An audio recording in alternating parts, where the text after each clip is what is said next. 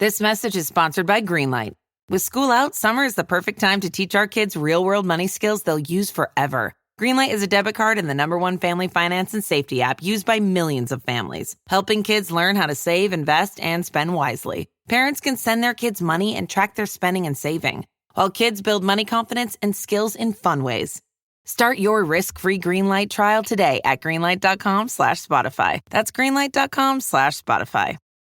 Hey everybody, it's Bob here. The episode you're going to hear today on Inglourious Basterds was actually recorded back in 2023 as part of a special series we were doing for our Patreon members. Now, of course, it's still just as relevant today, but if you would like to get exclusive content just like this way ahead of the general population, you need to check out Film and Whiskey's Patreon. We do exclusive episodes, we do longer and uncut episodes, and we have tons and tons of posts and content that are only released to our patrons. You can join at 3 different levels of support, just $3, $5, or $7 a month to gain access. Go to patreon.com/filmwhiskey today. In 2009, director Quentin Tarantino and star Melanie Laurent gave the world an explosive reimagining of the world's deadliest war. In 2023, we revisit perhaps our most infamous whiskey. The film is Inglourious The whiskey is boop.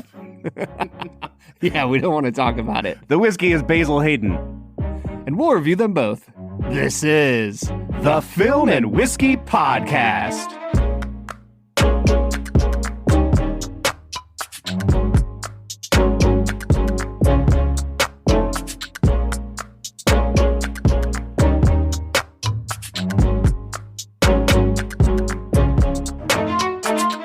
Welcome to the Film and Whiskey Podcast, where each week we review a classic movie and a glass of whiskey. I'm Bob Book. I'm Brad G. And this week we are revisiting one of the spiciest Season 1 episodes, Brad, by looking at Quentin Tarantino's 2009 film Inglourious Basterds. Yeah, it was a heck of an episode. If I remember correctly, I think a friend of the show, Jordan, was on. Is that correct? He was like the mediator between us. Yeah. It was episode 3 or 4. It was in that first set of episodes we recorded. I remember this, Brad. We met up and we did like 4 episodes at a time back then. Mm-hmm. And so it was wild. This was most of the way through the recording day. I feel like our takes were even more unfiltered back then and less polished. And so I listened back to some of those episodes and I'm like, wow, we gave really harsh reviews especially on the whiskeys back then. Mm-hmm. Yeah, 100%. I think because we didn't know what we were doing, we didn't want to come across too like positive, because it feels like it'd be too easy to be positive about it. And it I don't know, critics are harsh on things. So like we leaned into that pretty hard. Also, I will say, it turns out we weren't drinking as good of whiskey back then as we are now. Oh. So, I think that some of it might have been a little bit fair. You got to grade us on the curve a little bit, right? Yeah, 100%. At the very least, I will say, Basil Hayden sucks. Well, I have not gotten back into trying it yet. I'm going to drink it live on air today. But I have gotten back into watching Inglourious Basterds, a movie that I pretty famously, Brad, as famous as we are, disagreed with on an ethical, moral level for a long, long time. And I had very few, actually famous critics in my corner. And there was one guy that I latched onto a long time ago, and he's really become one of my favorite critics. His name's Ty Burr. He used to write for the Boston Globe. He's since moved on, and he's doing his own thing now. But he was one of the few that I think all film critics. Yeah, right. He's one of the few that he gave the movie I think 2.5 stars and really liked a lot of what was in it, but ultimately felt like not only was it irresponsible, but that it got kind of messy towards the end. And I really agreed with him on that. Watching it through this time, Brad, I am much more positive on this movie than I was back then. I still think it's a little bit overestimated in Tarantino's catalog. It's a really good movie, and it's got some of the highest highs in Tarantino. But I don't know that I would call it one of my top 3 Tarantinos. What are your top 3 Tarantinos? Oh gosh, I still think Pulp Fiction's probably his best. I think Django is really close to Pulp Fiction and is by far my favorite Tarantino movie. And then, number 3 could be whatever the hell else you want. I'd like probably Jackie Brown, maybe Kill Bill 2. I don't know. How about you? I think I would probably go with the 2 you mentioned and this one. Okay. I think I would put Pulp Fiction at top, and then I'd probably put Django and Inglourious in a tie. I don't know which one I would like more. It is worth saying that I think you've only seen 4 Tarantino movies. So, like... Hey, whoa. I've seen Reservoir Dogs. Yep. Pulp Fiction. Inglourious Basterds, Pulp Fiction. And Django. And Django. And what else? He's done Jackie. He's Jackie done Brown. Kill He did Bills. the Kill Bills. He did Once Upon a Time in Hollywood, Hateful Eight. Yeah. And Death Proof. I have seen 4 Quentin Tarantino films. And this is undoubtedly one of them. So it's in the top 3. Thank you very much. Let's dive into talking about the movie, Brad. I think we should just go ahead and launch right into America's favorite segment, which we call Brad Explains. Brad's gonna give us the movie plot with only 60 seconds ticking on the clock. So let's go ahead and hear your take with this little segment that we call Brad Explains. Brad Explains is the part of the podcast where Brad breaks down the plot of the movie that he has just seen, often for the first time. Brad, I don't even remember if we were doing Brad Explains when we first started this podcast. I think it just kind of organically developed over time. Mm-hmm. So this might be your first time doing a Brad Explains on this movie. And to be quite frank, I don't know that I envy you, because this movie has a lot of different storylines kind of woven together in this very bloody tapestry. You have 60 seconds to try to break it all down. We are going to dive into spoiler territory. I don't think you can talk about this movie without talking about the big, gigantic, spoilery swings that Tarantino takes. So, Brad, feel free to ruin this movie for anyone that hasn't seen it yet. We would encourage you to watch the movie and then come back and listen to the episode. Brad, you have 60 seconds on the clock, and go. Bob, Inglourious Basterds is about the assassination of Adolf Hitler and his entire high command at the end of the film in a movie theater firebomb. There are 3 characters that lead up to that place. There are Hans Landa, an SS colonel in the German army. There is Shoshana Dreyfus, a escaped Jew who is now hiding, pretending to be French. She was French as well. And there is Aldo Rain, a U.S. soldier who leads a group of kind of Secret Service guys that are fighting the resistance in France. Aldo Rain finds out that there's going to be this movie premiere, and so he leads his team in order to try and assassinate any German high command that is there. Shoshana, having escaped from Hans Landa in the opening scene of the film, now owns the movie theater that is being chosen for 5 seconds. The firebombing, and Hans Landa is trying to screw it all up. Boom. Until he isn't.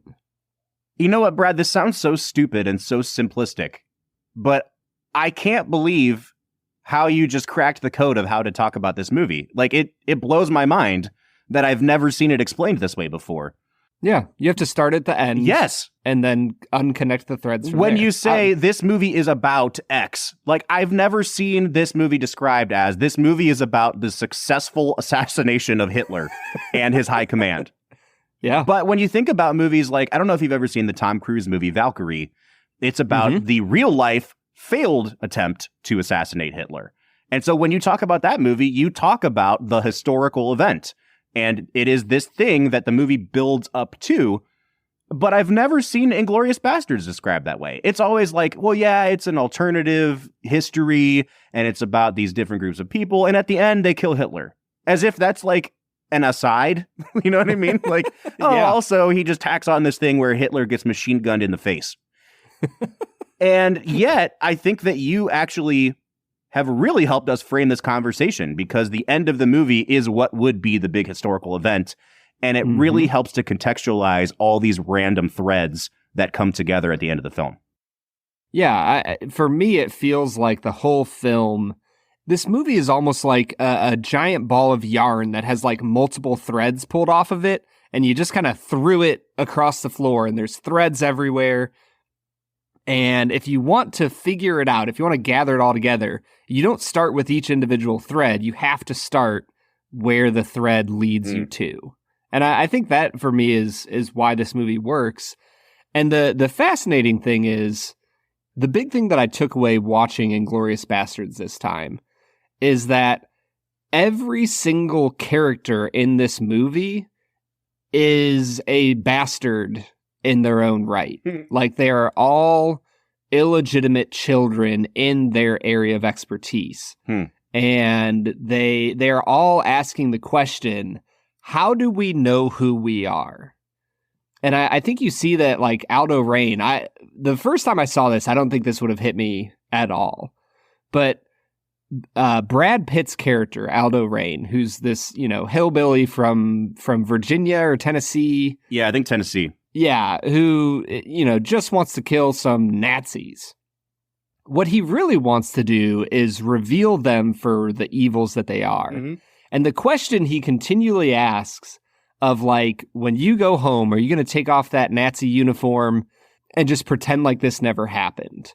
And he won't let them forget what they did. And I think that's, like, the question that Tarantino is asking throughout the film. Like, are we going to just let people forget what happened in World War II, or are we going to remember it? And I think that's why at the end of the film, Brad Pitt looks down into the camera as Quentin Tarantino and says, I think this is my masterpiece.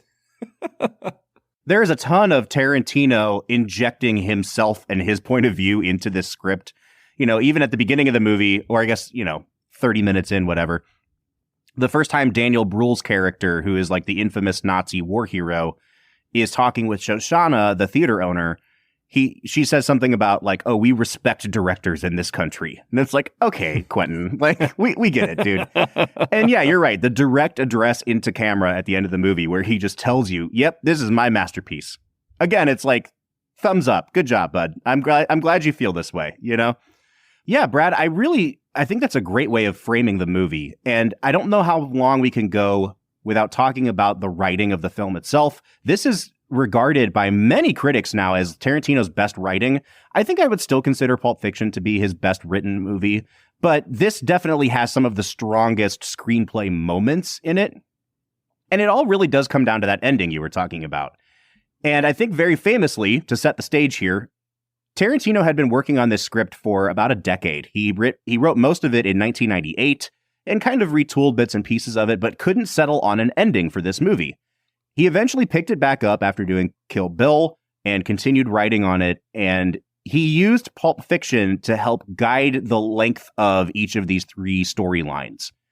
And honestly, Brad, I've thought about this a lot. I think one of my issues with this movie, and it is kind of a minor issue, because I feel like this movie works nearly perfectly, but at one point he was kicking around the idea of doing this as a miniseries instead of as a movie. And back in 2009, you didn't have the HBO 8-episode season and then you're done, like, as much as you do today. I really do wonder if this might have done better as like a 4 to 8 episode miniseries and really fleshed some of these storylines out a little bit, because it feels like they are not slowly developing, but that he's really taking his time setting the stage and you getting to know these characters, and then huge violent outbursts where characters are just killed that you've spent so much time with. It really is shocking, and it's super effective. But then I feel like you get to the end of the movie, the ending that he was struggling with for so long, and it goes so quickly and is such a literal explosion of violence that it almost feels like an anticlimax. And I really don't like saying that, because it's like, how could this be any more heightened than it is? Like, it's someone's face projected onto a burning screen, cackling with evil glee, while other guys are machine gunning from like the crow's nest, and then everything explodes. Like, it is outrageously violent and kind of a great payoff to the buildup.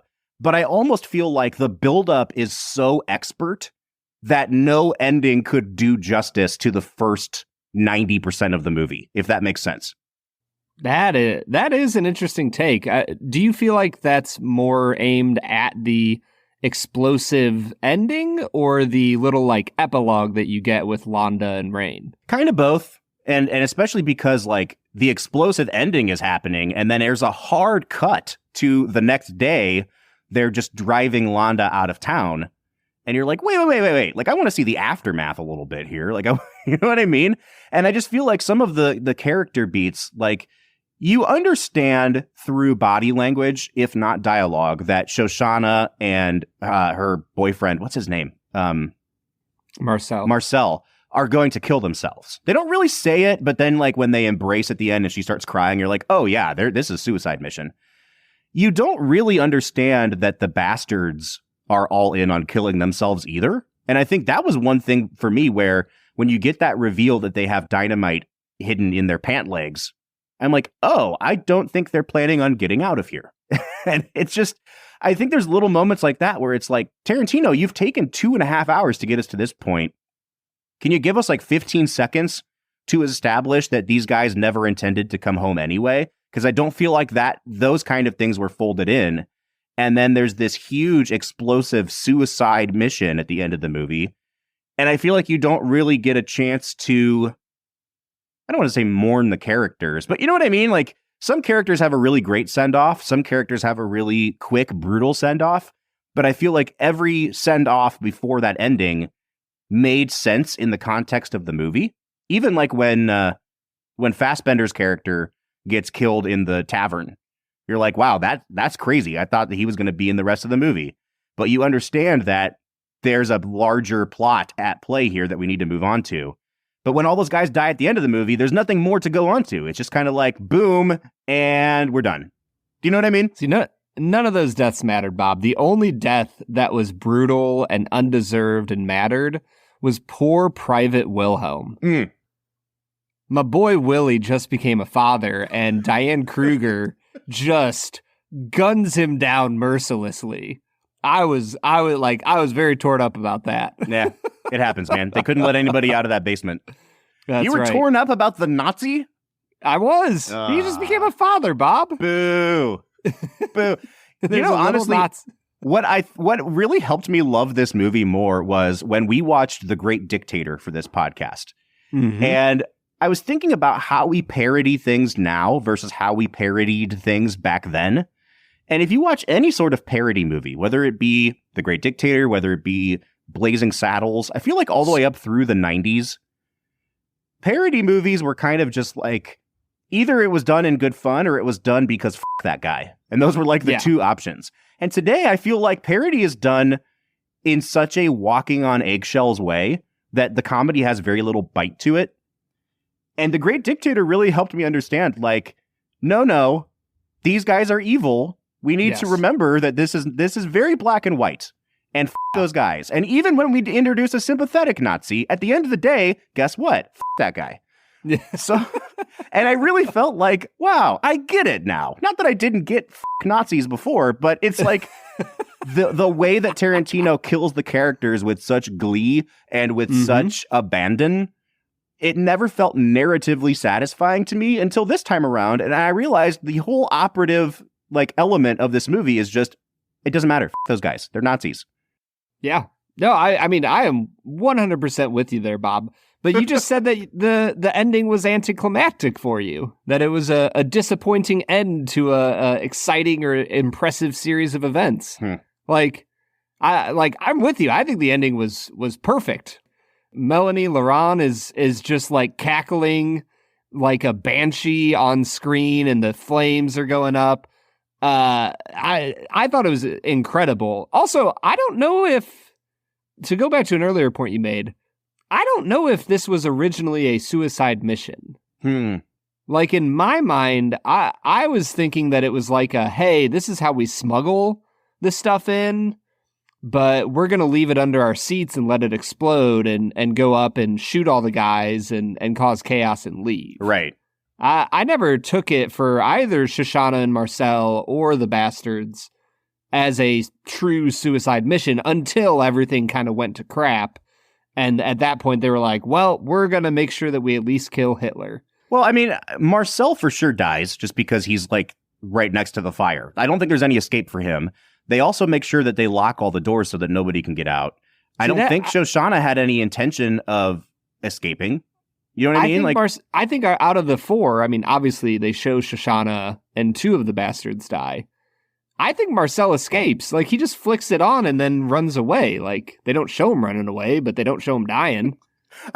We want to hold out hope that Marcel lives.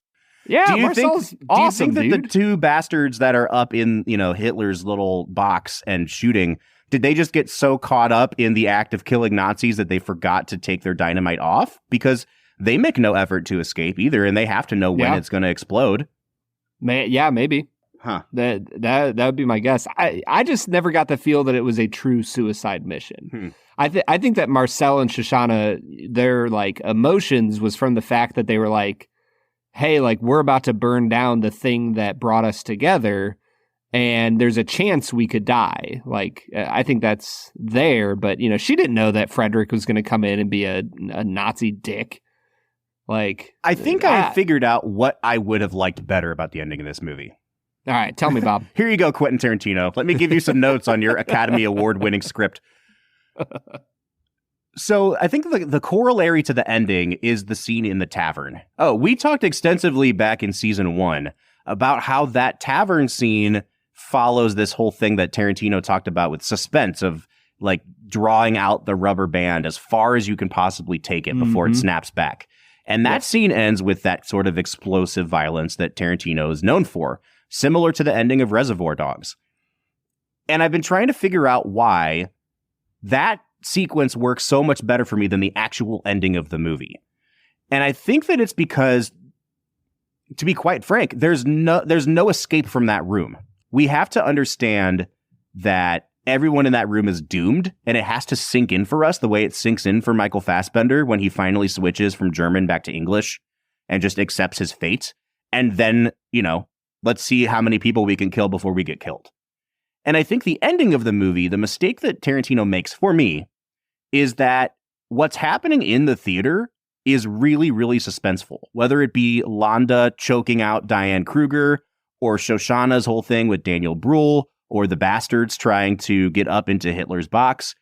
But we keep cutting away from what's actually happening in the theater to when Londa takes Brad Pitt and BJ Novak and they're negotiating. And I almost wish we had just completely finished up the theater part. Boom, explosion, Hitler machine gunned in the face, everybody's dead. And then instead of cutting to the end of the movie, we cut to the negotiation table. Because those guys may not even know yet what's happened in the theater, right? And I feel like constantly cutting back and forth between the negotiation and what's happening in the theater took away from the impact of what happened in the theater for me. I don't know. It seems like a minor change to me, but I think taking us out of the tension that he's building in the theater really did kind of undercut the payoff for me. Yeah. I think the better option would be to once, he has Aldo tackled in a really great, that's just a great cut. Oh, yeah. To, the man in the white smoking jacket. Boom, he gets tackled. It's just perfect comedy. Yep. From there, maybe you just do the entire interrogation scene. Right. One or the other. Yeah, you do the whole interrogation scene, you do the whole explosive finale. I think that might work better. Epilogue. Yeah, because you get the reveal that Londa is really scheming earlier, and then they make this deal with the devil, and then you cut back to the theater and see the really cathartic, let's machine gun Hitler in the face. Yeah. I think that would work better. You're right about that, the ordering of it. Can you just say that one more time? All right, dude. Well, we've done what we usually do in the back half of the episode. First, we haven't talked performances. We haven't really talked direction. Let's save that and do that when we come back from break. But unfortunately for us, Brad, it is time to try some Basil Hayden's. So what do you say we get to it? Poop Hayden's. Wow, did you think of that all on your own, Brad? I'm quite brilliant when it comes to insults, Bob. All right, let's get to it. Hey, this is Bill Simmons from the Bill Simmons Podcast, here to help you make the most of your summer with Michelob Ultra, a superior light beer worth playing for. Play for it with the guys when you're competing to see who can sink more birdies on the golf course, because winning tastes even better with Ultra on the line. Play for Ultra. Fill your fridge with Michelob Ultra this summer. Enjoy responsibly. Copyright 2025 Anheuser-Busch Michelob Ultra Light Beer, St. Louis, Missouri. Hello, Nigel here. I couldn't help noticing that you're still awake. Now, I'm an owl. I'm supposed to be up at night. But you need your sleep. So if it's your allergy symptoms that are keeping you up, here's a word to the wise. Try Zysol. You see, Xyzal works fast to relieve sneezing, runny nose, itchy watery eyes, and itchy nose and throat. And it keeps going strong for 24 hours, so you can get your sleep and wake up refreshed and ready for a productive day ahead. Be wise all. Take Xyzal at night. Use as directed. Starts working in 45 minutes.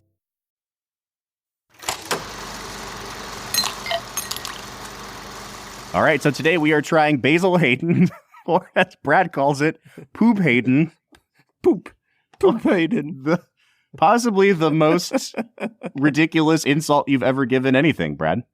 Yeah. I'm thinking of oh man. I'm thinking of Anchorman, our very first episode we ever recorded, when he goes, you poopy mouth. So Basil Hayden is an interesting brand. And you know what's really interesting about it, Brad, is that they have kind of changed the name of the product. It used to be called Basil Hayden's with an apostrophe S on the end of it. They rebranded a couple years ago, and now it just says Basil Hayden. It's no longer possessive. It's as if he's disowning his own whiskey. At this point, he's just the donor that gave $10 million and they named it after him. You can use my name, but you can't say it belongs to me.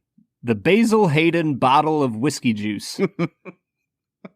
Okay, so this whiskey is made by the Jim Beam Corporation, Beam Suntory, we'll call it now. It is one of 4 small batch bourbons that they make in a special kind of vertical.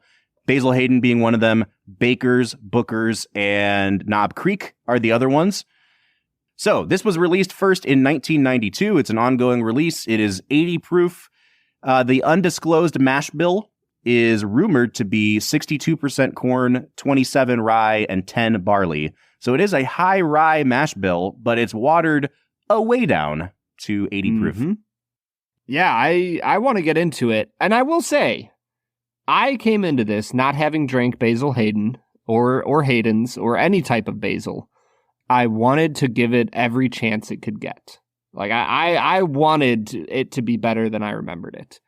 The nose, therefore, I came out to a 6 out of 10 on. I thought that there was some orange zest. I thought that it was corn. There was caramel, and it was a little bit oaky. It didn't have anything that popped out to me, but there was nothing rough about it, and that little bit of orange zest gave it a little bit of character. So, it was decent. I'm having an interesting experience with this, Brad, because this is probably the most unique nose that I've had in a few weeks on this podcast. And so I may be overestimating how good it is, but I get a lot of tart green apple on this. I get a lot of that orange zest you're talking about. And then I get this candy that I've never liked, but I remember very fondly. It's like, I don't know what they're called. They're like little green wedges that are rolled in sugar. They're like the real gummy, like old school candy, and they're like mint flavored. They sell them. No idea. Man, I don't know what they're freaking called. They're not like, they sell them like next to the circus peanuts in the candy store. You know what I mean? They're like old people candy. You know, like the orange slices that you can get. They're like kind of jellyish and they're rolled in. Yeah, it's like that. Disgusting. But, yes, it's like that, but the green ones, and they're kind of minty. Okay, I get that on the nose, and then the last thing disgusting. I get. Yes, I get black licorice. And you don't like black licorice at all, but I find it to be like really, really potent on this nose. I have no idea what that's going to do for the taste of this, but I really dig this nose. I'm going to give it an 8 out of 10. I like the phrasing you used there. You don't like it at all, but I find it to be potent.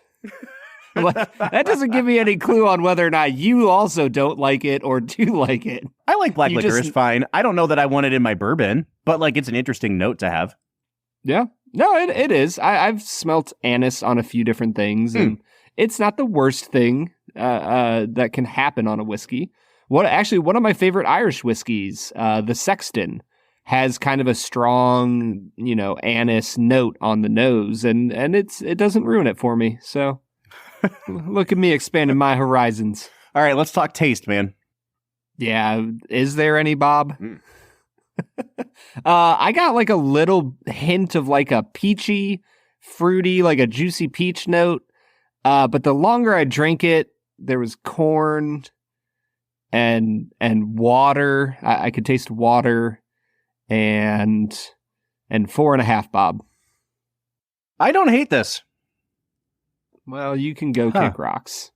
Yeah, so it's interesting. Like, there's very little bourbon character to this on the palate. It's very spicy, and it drinks a lot hotter than 80 proof for me. Like, it's really prickly on my tongue. I do get that black licorice, and I can't tell which of the secondary grains is more prominent here, Brad. It doesn't really taste like a rye, but it kind of has the mouthfeel experience of a rye, where it's like that more herbal, more prickly, a little more peppery. But I actually think it takes on more of the barley character on the palate itself. I get a lot of oak on this, and I get like almost like spicy black licorice. It's a really interesting experience. It's way out of the wheelhouse of usual Jim Beam products. I'm not getting any of that kind of trademark peanut buttery or just nutty notes on this. But I don't mind this, Brad. It's not my favorite, but it's okay. I'll give it a 7 out of 10. Oh, Bob, go home. The finish is garbage. There's some oak and some water and some corn, and it just is harsh and doesn't leave you in a good place. So I give it a 3 out of 10 on the finish. It does turn a little bit bitter on the end, for sure. But at 80 proof, I don't know that there's a lot of whiskeys out there that leave much of an impression on the finish. You know, I'm thinking about like Benchmark. I'm thinking about, whatever, Old Granddad. This definitely, I notice it going down a little bit, but there's not much Kentucky hug. That dissipates quickly. And the flavor that's left behind on the palate is oak and almost raw grain. I do think this is where this one suffers. I still don't hate it, but I'm just going to give it a 6 out of 10 on the finish. Yeah, and then balance, I will say, like, it's not the most well-balanced whiskey I've ever had, but it's not the worst. I'll give it a 5 out of 10 on balance. I'm going to give it a 7.5. I looked at my scores. It goes 8, 7, 6. So there's a pretty obvious drop-off from the nose through to the finish, but it's not like a steep drop-off for me. So it's fairly well-balanced. I think where I'm really going to punish this whiskey, Brad, is on the price. And what is this currently selling at the time of recording in the state of Ohio? $40. That's too much money.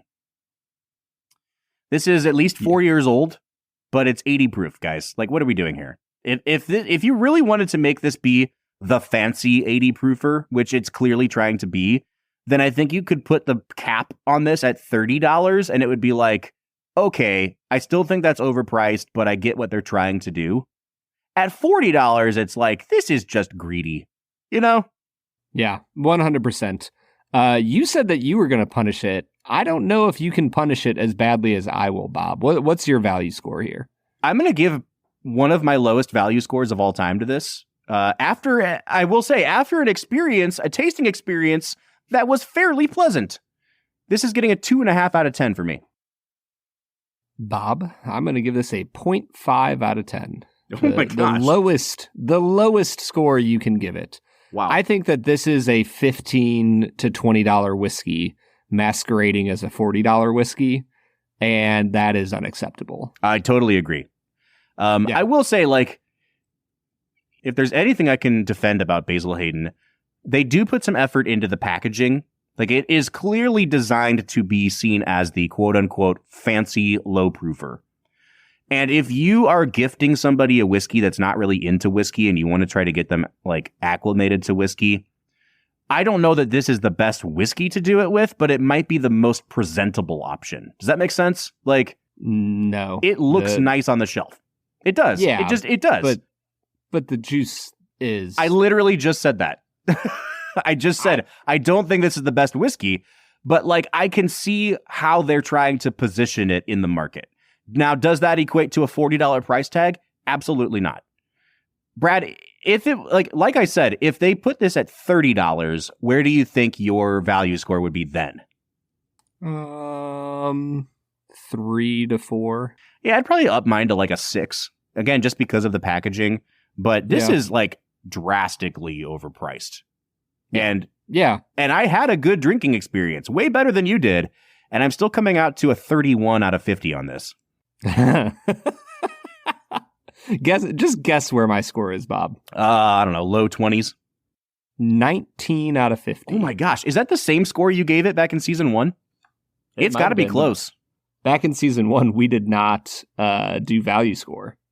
We are very close to having the lowest rated whiskey ever on this show now because of Brad's Bob, 19. I gave it out of 40. Yeah. In season 1, you gave it a 17 out of 40. Uh-huh. I gave it a 5.5. That seems harsh, Brad. You know, I'm not going to lie. I know we didn't know a lot about whiskey back then, but that seems a little drastic.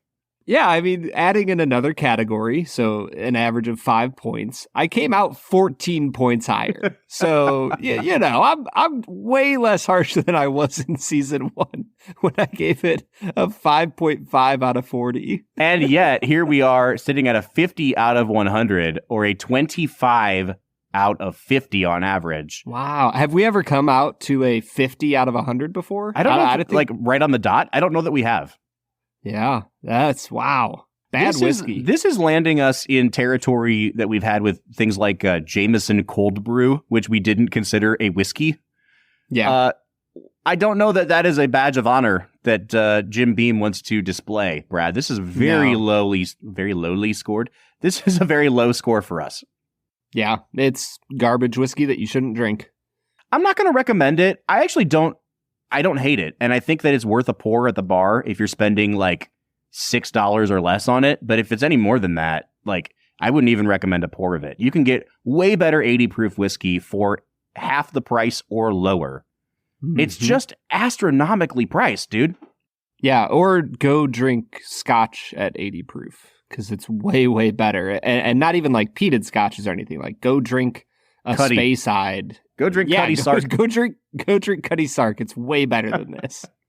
All right, man. Let's get back into talking about Inglourious Basterds. What do you say? Let's get to it. All right, everybody. That was Poop Hayden's, a whiskey that we cannot recommend to you. You remind me of Shannon Sharp when he was on Undisputed with Skip Bayless. And every time they talk about LeBron James, he'd just say, "Oh, you mean Goat James? Goat James?" Yeah. Yep. Basil Hayden's. "Oh, you mean Poop Hayden?" That's how I would refer to Steph Curry. If I was on Undisputed, I'd just be like, "Oh, you mean Poop Curry?" I disagree. I don't like Steph, but I gotta respect him. He is not poop. Zero respect. He should have no affiliation with Basil Hayden's. That's all I have to say. Oh, man. Well, you know what doesn't have any affiliation with Basil Hayden's? Is it Canada's favorite segment? It sure is. 2 facts and a falsehood. Brad is gonna try to stump you, Bob. 2 are right and 1 is wrong. 2 facts and a falsehood. 2 facts and a falsehood is the part of the podcast where Brad presents 3 items to me as fact about the making of this movie, one of which is a complete lie, and I have to figure out which one that is. Brad, I don't know a ton about the making of this movie. I mean, aside from what I just recited in the first half from the Wikipedia page. So you might get me on this one. I'm excited to get you, as I usually do. All right, man. Hit me with your 2 facts and a falsehood. Fact number 1, Inglourious Basterds was one of the frontrunners for the prestigious Palme d'Or at the Cannes Film Festival. I'm sorry, can you pronounce that a little more French? Oh, yeah, so sorry. Fact number 1, Inglourious Basterds was one of the frontrunners for the prestigious Palme d'Or There it is. at the Cannes Film Festival, but was edged out by Un Profite, a French prison crime film by Jacques Audiard. That's a good movie. That's like legit. It was released in America. They, obviously gave it an English title, but it's called A Prophet. Really good movie. Yeah. All right. I'm going to watch it sometime. Fact number 2, the role of Shoshana Dreyfus's father, Jacob, who was briefly seen hiding beneath the floorboards at the start of the film, was played by Patrick Elias, whose father was Buddy Elias, who was a first cousin of Anne Frank. Fact number 3, when asked how he got into the violent baseball bat-wielding mindset of the Bear Jew, Eli Roth partially attributed his performance to the historically accurate costumes, saying, quote, "Being in wool underwear will make you want to kill anything." That's really funny. If you wrote that one, then kudos on a great delivery. I like that one a lot. Thanks, man. I'm struggling with number 2. Number 2 sounds like, man, you got me today, dude. I can't tell. It's either 2 or 3. I think 1's true. 2 sounds very Tarantino-y. Like, he loves to put people in his movies that are relatives of old movie stars that he knows. I'm gonna say 2's the Falsehood, but I think it's probably 3. Bob, you are wrong on both accounts. Is 1 the Falsehood? Falsehood? Wow. It was. What won the Palme d'Or? The White Ribbon. Oh, yeah. You know who directed that? Michael Haneke? Yeah. Haneke. Hanukkah? He directed your favorite film of all time, Amour. Oh, nice. Yeah, what a great, fun family film. Oh, man. Listen, you saw by far the tamest Michael Haneke film, like by a lot. What is The White Ribbon about? The White Ribbon is about a town in, I don't know if it's Germany or not, but it's kind of a metaphor for the way that the Nazis treated the Jewish people. Yeah. That movie doesn't have a lot of violence in it either, so that's another tame one from him. But in any case, you know, this movie and that movie have a lot in common, except in this movie, Hitler gets machine gunned in the face. He sure does. Dude, Man. the practical effects of, it's not Hitler, it's when Goebbels is getting like machine gun in the face. Like, you can just see the fake face getting blown No, away. dude, that's Hitler. That's Hitler when they're doing that at the very end of the movie. Well, I think they show both of them having that okay. happen. I thought it was Goebbels' face, but Whichever, yeah. But it's beautifully terrible. Oh my gosh. And it's like really, really gross. Yeah. Bob, I'm really proud of myself. I was thinking about this one and I was reading about it and I was like, you know, I'm going to test Bob's knowledge of Palme d'Or winners. The Cannes Film Festival is really hard to keep track of for me in terms of like, you know, you look at the list of movies that played there and then you don't remember, was that movie actually in competition or were they just kind of debuting it there? And I always feel like they pick a winner and then the winner of the Palme d'Or is never the movie that ends up like making it into the lexicon, you know, the pantheon of movies. Yep. And so you said A Prophet, and I was like, oh, I remember seeing it. I remember it being an international competition. That sounds right. I would never have remembered that The White Ribbon, you know, whatever. Yeah. You got me. Yeah. Nailed it. All right, man. Let's get back into talking about the movie that we actually are reviewing today, Inglourious Basterds. And let's talk performances. This is a huge cast full of people who would go on to become stars that weren't quite stars yet, and led by one of the biggest movie stars in the world in what is essentially a supporting role. Like, he's really not in the movie that much, Brad Pitt. Yeah, and honestly, the first time through, one of the big things I remember saying was that we didn't care for the Bastards military unit and any scenes that they were in. And like this time through, I'm like, what were we saying?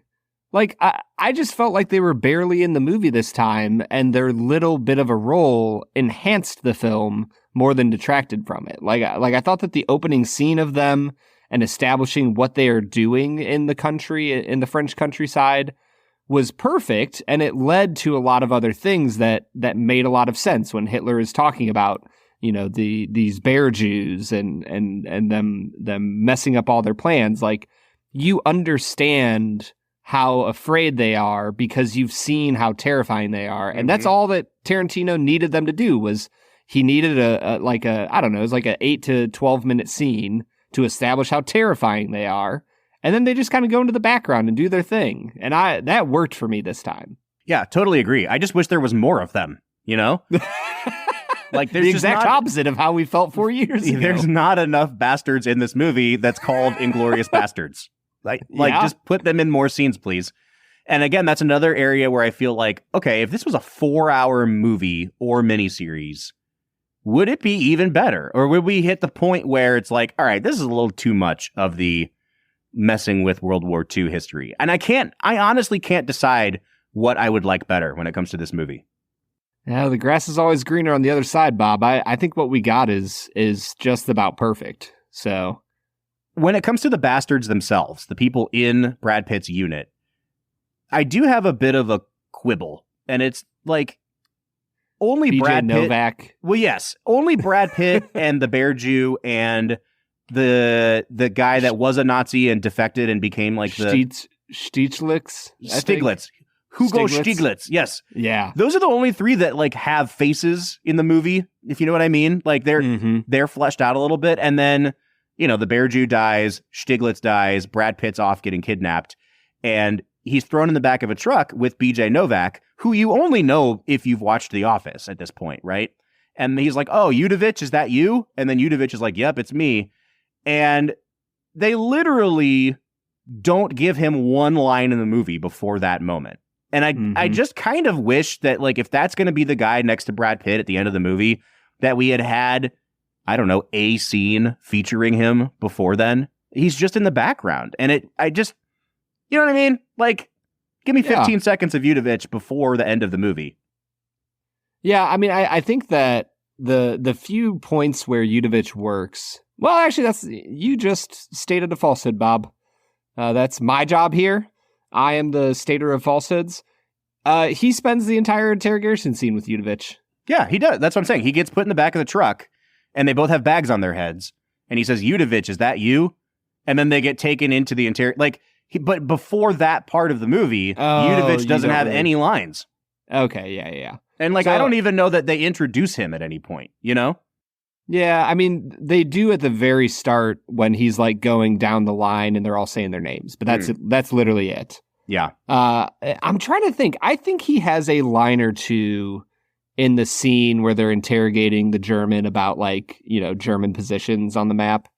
I think that he has a line or two in there. Maybe. But I just felt like wrong.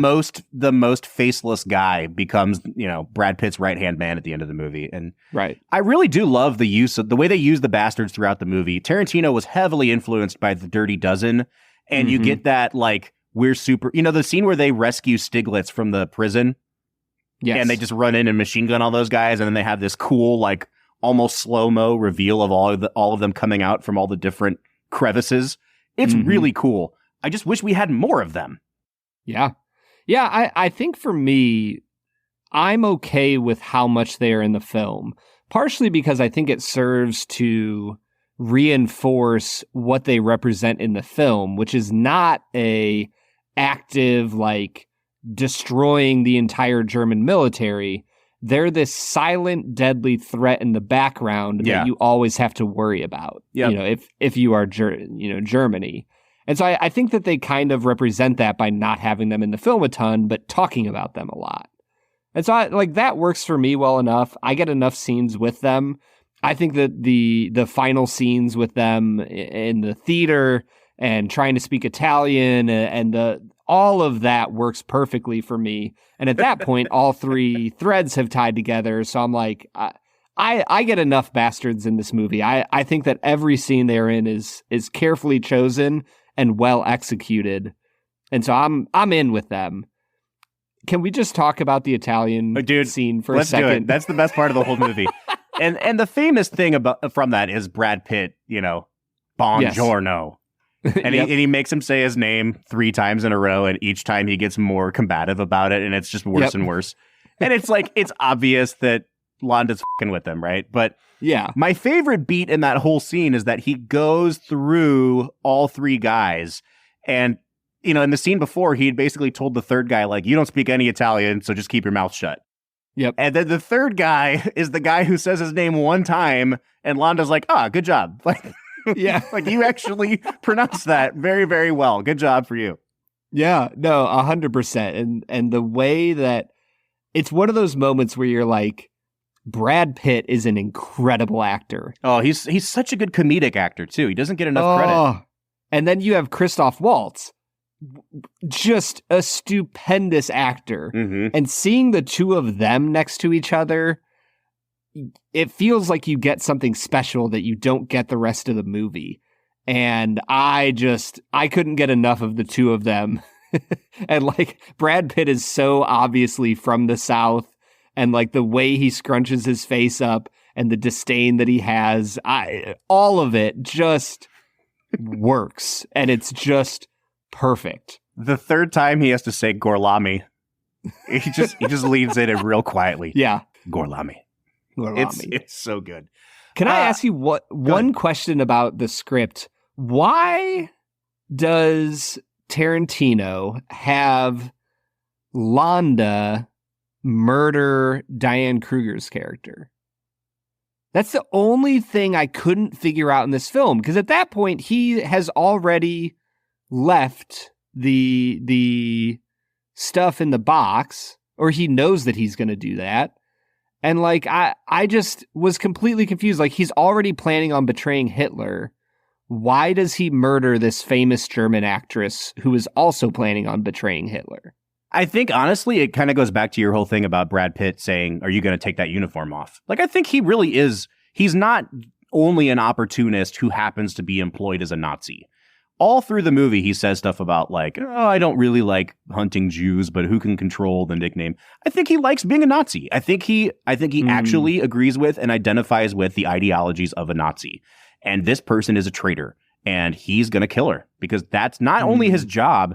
He's really pissed off that someone would think that they could outsmart him, you know, and even more than being a Nazi, I think it's that thing where at the end of the movie, he's caught by surprise that Brad Pitt outsmarts him. You know what I mean? He's used to being the cleverest person in the room. So I think it's a combo of like, A, he really is a Nazi and he thinks that he can just talk his way out of it and Brad Pitt gets one over on him. And B, I think he's offended that she thinks she can dupe him. Yeah. That is very good. I hadn't thought of it that way before, but you're 100% right, especially about the smartest person in the room. Like when he talks about surrendering to them and he's making all his demands and they, you know, and then later they're finally out in the woods and he's like, and now I surrender myself to you. And like, he's just so pompous and like punchable. Well, even at the negotiating table, he's like, I thought you guys would have a little more respect for me. And they're like, nope, we don't. He's so appalled at the lack of propriety. Yeah, propriety. I like that. The lack of propriety. But Brad, I want to talk about the other parts of the cast here because we all know Christoph Waltz is amazing. There is the Shoshana thread. There is the Hans Landa thread. And then there's this kind of like only in the movie in the middle parts, British troupe, Michael Fassbender and Diane Kruger. And I want to talk about them a little bit because you think they're going to be a major part of the movie, and they are built up in a very meticulous way and methodical way, and then they're just not in the movie anymore. And for a long time, that was one of my biggest gripes with this. I actually really liked it. I liked watching this well-laid plan fall apart in real time. I thought that it was, man, like Fassbender's so good in this movie, and Roger Ebert even said, like, this guy's going to be a movie star, and he deserves it. He's so freaking good. I really struggle with Diane Kruger in this movie, an actress who is good in a lot of stuff, but I want your opinion on her in particular, because I felt like, you know, A, she's not good at acting her way out of that tavern, right? That doesn't mean that Diane Kruger, the actual actress, isn't playing the character well. Yeah. But I found even in other scenes that she felt like her line deliveries just didn't feel as natural as other people's. Like she was kind of struggling to get into the Tarantino rhythm of the dialogue. Yeah. And I just couldn't place whether it was her as an actress, whether it was Tarantino directing her, or whether it was one of those like Django Unchained things where people think Jamie Foxx is bad in that movie, but then forget that for 2/3 of the movie, he's playing a guy playing another guy. and I don't know if like maybe that's what's going on with her. I don't know. What'd you think of her? People think Jamie Foxx is bad in Django Unchained. Yeah, people are dumb, dude. Well, I know that. I didn't know that was like a common enough thing that it's just shared on the internet that Jamie Foxx sucks as Django. That's the dumbest thing I've heard all day. Diane Kruger. I think out of all of like the main actors in this film, which I would put her in there, I think she is the weakest, but I don't know if it's because of her acting as much as I don't know. Maybe she actually is good because she's always trying to play someone who is trying to convince everyone else that she is who she is saying that she is. Mm-hmm. Like every single scene she's in, she's trying to convince the Germans that she's a German movie star in this random bar in France, which doesn't make any sense at all. And she's trying to convince Londa that she's just there with her Italian escort. And she knows how fake and terrible this is. And she knows how smart and dangerous Londa is. And so, like, I don't know. I actually think that her hesitance and her stilted delivery on certain things kind of works. It kind of feels like she's a movie star who's in over her head. I never bought that Diane Kruger was shot in the leg. That was the thing that didn't sell. Like, that was the moment I was like, oh, I don't know if she's as good as I thought that she was in this movie. Like, every other time somebody is getting a swastika carved into their forehead or something, like Christoph Waltz really sells it at the end of the movie. It feels like he's getting a knife dug into his skull. Yeah. Whereas she's laying there on the gurney, like with a bullet in her leg, and it just never felt like, I don't know, it just didn't feel like she was selling being shot. You know, if you were really going to go method, get yourself shot in the leg. Come on. Yeah. Have your bones in your legs shattered by a bullet. Do it for the story. That's real commitment right there. I held off on talking about Melanie Laurent the entire episode because, Brad, I think she is the best thing in this movie. And I was really, really, really glad that when you introed the film at the beginning, you said that she was the star of the movie because she is breathtaking. In just absolutely incredible. Like every single scene that she is in, she steals immediately. Mm-hmm. Her eyes are striking and powerful. The way she delivers her lines are like cutting. And then those moments of fear that she has when she's meeting with Londa, I'm just blown away by it. Mm-hmm. And like, I was reading some stuff about the movie. Apparently, back then, Streusel, I'm referring to the scene where she meets Londa as an adult for the first time. Streusel is made with pig fat back then. And so people have said that, like, even then, Londa was suspicious that she was a Jew and was testing her by saying, hey, let's eat this streusel. I don't think they're eating streusel. I think they're eating strudel. Sorry, strudel. Yeah. All the German desserts. Streusel. Yeah. Streusel. So they're eating strudel, which was made with pig fat, and they're drinking milk, which is a representation of her family farm. And I'm like, there's a part of me that's like, there's no way that he would know that this is Shoshana who escaped from the farm 7 years before. Yeah, I think he would have done something. To your point about him choking out Diane Kruger, like he would have done something. Yes, 100%. But I think the strudel thing is a more valid point of like, there's a part of me that just wants to believe that Hans would eat that with everyone new he meets, just to test as a way of testing if they're Jewish. I'm that. Like that makes sense to me. Well, I think that kind of gets me into the last thing I want to talk about before we go into our final segment, and that's Tarantino's writing.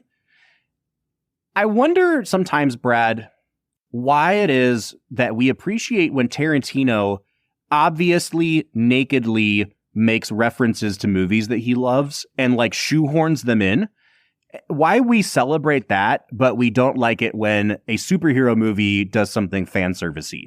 Is it just because the fans that he's servicing are so niche and so nerdy? Servicing is a strong word, Bob. I used it on purpose.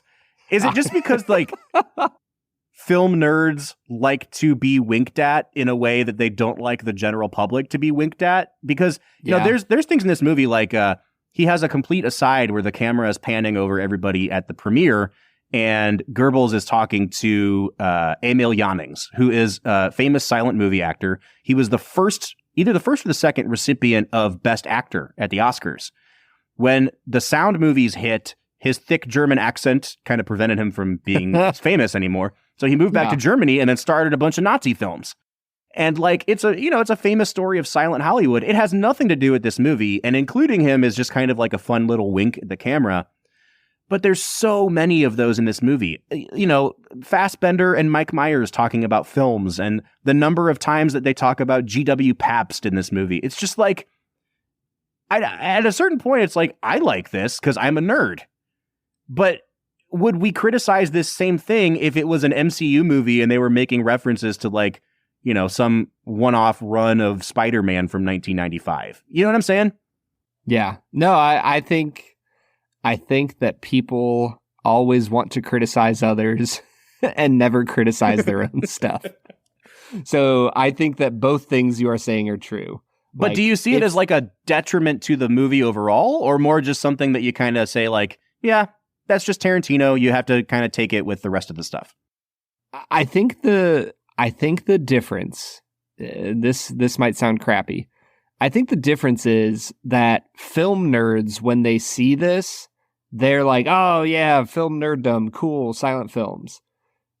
And when Marvel nerds see something like a one-off Spider-Man thing from 1995 put into the movie, they can't not tell everybody about it to show that they know the cool reference that's happening. You know what I mean? Mm-hmm.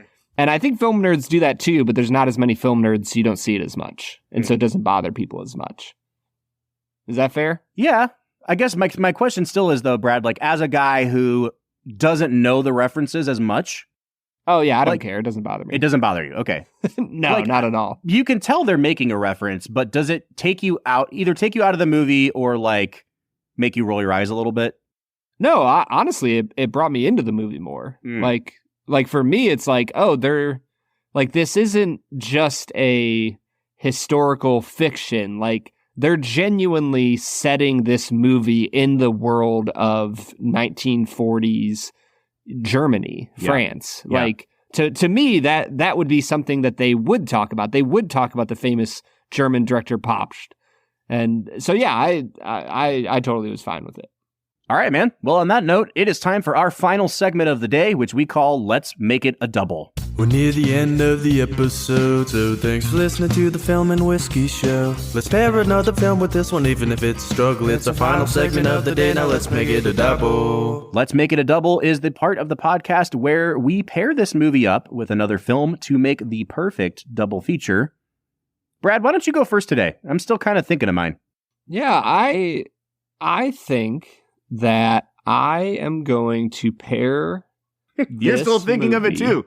Of course, I'm still thinking of it. I have a movie that I want to pair it with, but I feel like there's a better option. Man. All right, so I'm gonna pair this movie. With Jojo Rabbit. I think that's fair. Yeah, I think my other option was Taxi Driver. I think that there's a place where, you know, everybody in this film is asking themselves who they are, and I think that Taxi Driver is about a man who's just constantly trying to figure out who he is. So I think there's a thread there, but it's not a huge one. I think if you want to watch two like top-notch films, probably Taxi Driver. But I think Jojo Rabbit would make for a really fun evening to watch that, and then this. It would make for a really fun night. I think the obvious one to watch with this would be The Dirty Dozen, just because there's so much influence on this movie. But I think I like The Great Escape better. And there's enough of that sort of like breeziness to the way that the GIs are portrayed that I think you could pair this up with The Great Escape pretty well. So like, if you want to spend 5.5 hours watching World War II stuff, you could do a lot worse than watching Inglourious Basterds and The Great Escape back to back. I mean, you could go with Fury, another Brad Pitt film. That sure was could. Totally good and not bad at all. I liked it. It was okay. I remember watching it and not being very impressed. It is a slow movie. Yeah. Yeah. You know it's not a slow movie? Inglourious Basterds. And The Great Escape. And that's why I picked it, Brad. So there you go. Yeah, The Great Escape. Yeah, it's a good one. I like that. Let's give this movie some final scores.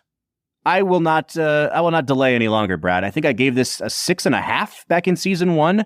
You give it a 6. Oof, that was low.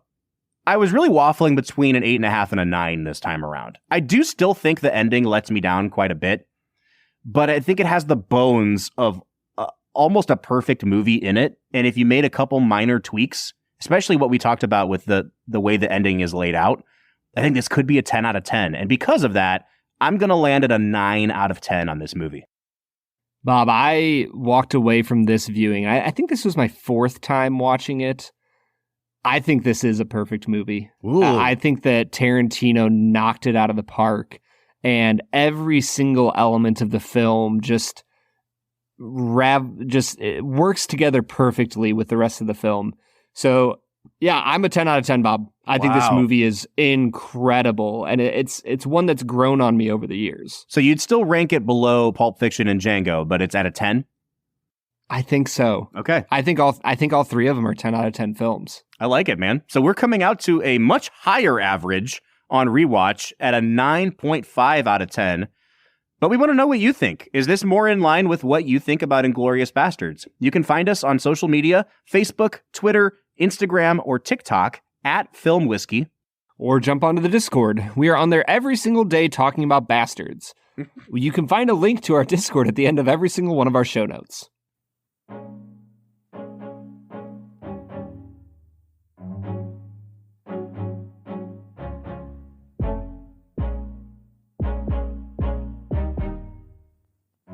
I'm Brad G.